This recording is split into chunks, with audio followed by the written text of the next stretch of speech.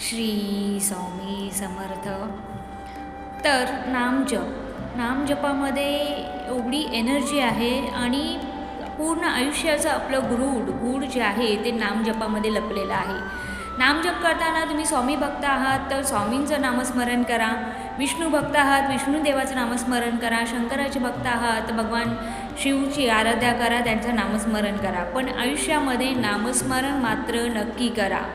श्री स्वामी समर्थ या जपाचा नियमितपणे न चुकता नक्की नामजप करा. कारण आजचं युग हे कलियुग आहे आणि कलियुगामध्ये आपल्याला जर कोणी तारून नेणारा असेल तर सगळ्यात मोठी शक्ती म्हणजेच नामजप आहे.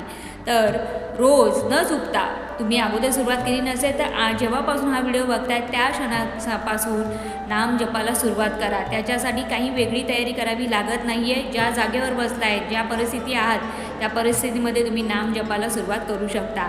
तर करून बघा, आयुष्यामध्ये खूप फरक जाणवेल तुम्हाला.